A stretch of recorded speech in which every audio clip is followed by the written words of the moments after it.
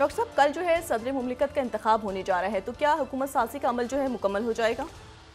नहीं, उसके बाद काबीना का ऐलान।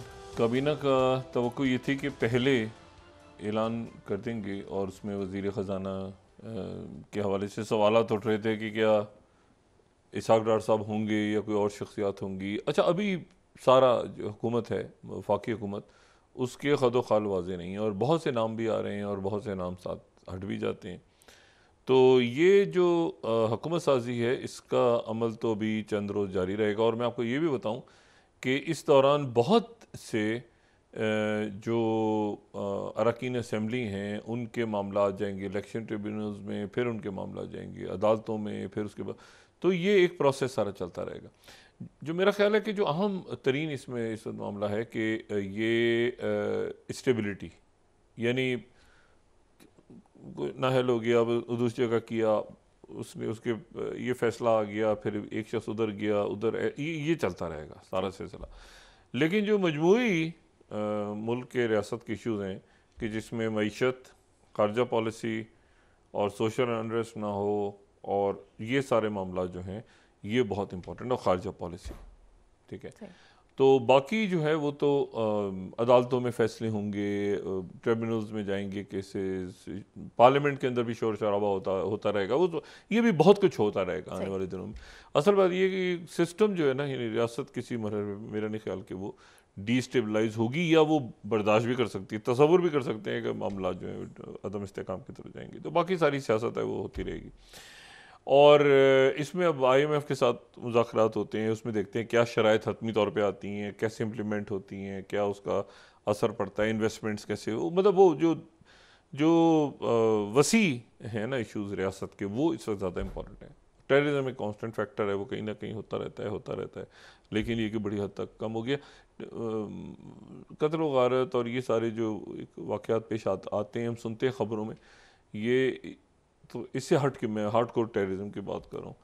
तो वो जो है वो शुक्र है कि वो कंट्रोल है, बहुत हद तक कंट्रोल है। लेकिन ये है कि मईशत एक बहुत बड़ा चैलेंज, और फिर काबीना हुकूमत पूरी बन के सामने आ जाए तो फिर हम उसको देख लेंगे, उस पर बात करेंगे कि क्या चैलेंजेस हैं और कौन सी शख्सियत क्या करने जा रही है, एक तफसील से बात हो सकती है। अच्छा, ये जो जिस वक्त ही पाकिस्तान ये अगले चंद माह में एक ख़ास सिमत में जा रहा है, जिसमें सियासी अदम इस्तेकाम किस हद तक ख़त्म होता है, किस हद तक नहीं ख़त्म होता, ये हमारे सियासतदानों को फ़ैसला करना है।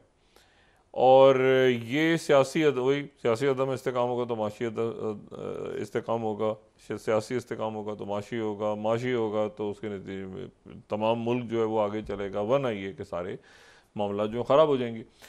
तो मेरा ख्याल है कि सियासी इस्तेकाम लाना बहुत ज़रूरी है। और बैठ के बातचीत और मुख्तलिफ जो आइडियाज़ आ रहे हैं, चकज़ई साहब भी कह रहे हैं और मुशाहिद हुसैन साहब भी कह रहे हैं, पीपल्स पार्टी के अंदर भी सोच है, मुस्लिम लीग नवाज़ ने भी सोच है, तहरीक इंसाफ में, सब में कि भाई इसको कहीं ना कहीं हमने ही जान को ख़त्म करना है। इसमें ये मैं वजह ये बयान कर रहा हूँ कि अगले चंद माह जो हैं और ये जो मौजूदा सूरत हाल अब भी चल रही है, ये यानी दुनिया में गैर मामूली हालात हैं इस वक्त, दुनिया में गैर मामूली हालात हैं, बड़ी गैर मुतवक्को तौर पे। कल प्रेसिडेंट बाइडन का खिताब था जो उन्होंने स्टेट ऑफ यूनियन खिताब किया, इंतहाई गैर मुतवक्को था। वो 38 मिनट पे का तवील था, लेकिन गैर मुतवक्को था। मैंने उस तकरीर को सुना, बगौर सुना, और मेरे लिए वो हैरान कुन इसलिए था कि मैंने प्रेसिडेंट बाइडन को इतना कॉन्फिडेंट नहीं देखा, इंतहाई कॉन्फिडेंट। और उन्होंने जो है वो कई जगह पे तो उन्होंने जो है वो टेलीप्रॉम्प्टर से या जो लिखी हुई तकरीर थी उसको भी उन्होंने छोड़ दिया, और उन्होंने ख़ुद तकरीर की, वो उससे हट के फिल्बदी, और किसी जगह पर उनकी ज़बान से कोई एक लफ्ज़ भी ऊपर नीचे नहीं किया। जो सदर ट्रंप हैं उनको उनका नाम ही लिया उन्होंने, बल्कि कहा कि मुझसे पहले वाला जो शख्स था, मुझसे पहले जो इस मुल्क पे बैठा था, उसने वो सारा, और फिर साथ ही उन्होंने कहा कि हमने कोई 50-54 दफ़ा हमने रोका है, यानी उनका अपनी पार्टी की तरफ इशारा था। और उसमें जब वो ये बात कर रहे थे तो यकीनन रिपब्लिकन्स भी उस मुतासर हो रहे थे, क्योंकि रिपब्लिकन्स ने भी उस वक्त जब ये 6 जनवरी का वाक़या हुआ था तो कैपिटल हिल पे, तो उन्होंने उस वक्त ज़ाहिर है कि मुज़ाहमत अंदर से विद इन सिस्टम भी आई थी, तो उन्होंने उनको भी कहा, उन्होंने कहा पहले भी हमने ये जो रियासती इदारों पे हमले हैं रोके हैं और अब भी बार बार रोकेंगे, और किसी सूरत अगर कोई शख्स समझता है कि वो आएगा और आके जो है वो कब्ज़ा करेगा और यहाँ पे, मतलब बहुत सख्त उनके अल्फाज थे, और लेकिन नाम नहीं लिया उन्होंने ट्रम्प का पूरी तकरीर में। और फिर उसके बाद, और मैंने कहा कि ये गालिबन उनकी सबसे ज़्यादा, बल्कि आप समझ लें कि कई सालों के बाद शायद प्रेसिडेंट बाइडेन की इतनी ज़बरदस्त तकरीर सुनने को मिली है, जो यानी उन्होंने नहीं की अभी तक इस तरह की तकरीर। और एक तरह से ऐसे लग रहा था जैसे वो जो है वो अपनी इलेक्शन कैंपेन का वो आगाज़ कर रहे हैं अपनी स्टेट ऑफ यूनियन खिताब से। और स्टेट ऑफ यूनियन खिताब के अंदर जो है वो, लेकिन ये तो हो गया ना उनकी तकरीर, और ये हो गया उनका अंदाज़ जारहाना, बहुत जारहाना अंदाज़। और उन्होंने जो है वो जब तकरीर कर रहे थे तो बहुत उनकी पार्टी के लोग बहुत क्लैपिंग और दोबारा बाइडेन और ये वो नारे वारे जैसे लगते हैं। और ज़ाहिर है जो पीछे स्पीकर थे हाउस के, वो चूँकि रिपब्लिकन है तो वो ज़रा थोड़ा सा उनके एक्सप्रेशंस वगैरह देखने के लायक थे कि वो बहुत ज़्यादा इजी नहीं थे कि ये जो प्रेसिडेंट है इसने तो, मतलब तवक्को ये हो रही थी कि कोई गलती करेगा, कोई भूल जाएगा बात जैसे वो करते हैं, लेकिन वो बिल्कुल उनकी तकरीर जो है बड़ी पुरएतमाद थी। लेकिन ये है कि उसमें सब्सटेंस जो खारजा पॉलिसी के हवाले से, ज़ाहिर है कि उनकी मुल्की मईशत के हवाले से उन्होंने बात की, आगे पीछे बात की, लेकिन जो दो उन्होंने खारजा पॉलिसी के हवाले से बात की, उन्होंने पहली बात तो यूक्रेन के हवाले से उन्होंने बात की। उन्होंने रिपब्लिकन्स के ऊपर मलबा डाला कि आप यूक्रेन की जो हम मदद करना चाहते हैं, आप उस बिल की रास्ते में रुकावट हैं, और उसके नतीजे में यूक्रेन जो है वो हार जाएगा, और प्यूटिन जो है वो, अगर वो हारता है तो प्यूटिन रशिया आगे बढ़ेगा, वो जो रवायती बात है। ये जो उनकी गुफ्तगू थी, ये जो 2 साल पहले की उनकी स्टेट ऑफ यूनियन जो 6 दिन आगे पीछे उन्होंने जो खिताब किया था 2022 में, तो उस वक्त उनका ये खिताब था कि चंद दिनों का खेल है और ये प्यूटिन जो है ये अभी गया तो गया।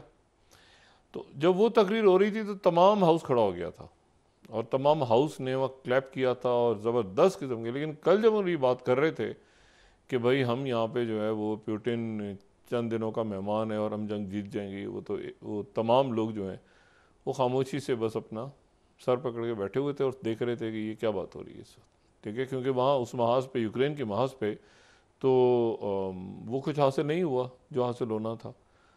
और सवाई इसके एक बड़ी अचीवमेंट ये हुई है कि जो प्राइम मिनिस्टर हैं स्वीडन के, उस स्वीडन के प्राइम मिनिस्टर की मुलाकात हुई है। ये अगर हम 12th स्लाइड दिखा सकें तो स्वीडन के प्राइम मिनिस्टर की मुलाकात हुई है उल्फ क्रिस्टरोन की, उनकी मुलाकात हुई है सेक्रेटरी ब्लिंकन से। ये बड़ा एक तारीखी वाक़या है। 12th स्लाइड अगर हम दिखा सकें, और वो उनसे उन्होंने नेटो की जो मेंबरशिप है उसके उन्होंने एक प्रॉपर एक आप समझेंगे एक वो कागज़ है, लेकिन उसके ऊपर एक ख़ास किस्म का एक जो है वो उसको लिफाफा कह दें, उसको डब्बा कह दें, उसको जो भी कहें, उसके अंदर वो नेटो की जो दस्तावेज़ात हैं वो ख़ास अंदाज में उन्होंने वो, या फाइल कवर कह दें, जो भी उसको नाम दें, तो वो जो है उसको उनको पेश की, और वो जो है वो नेटो की मेंबरशिप है।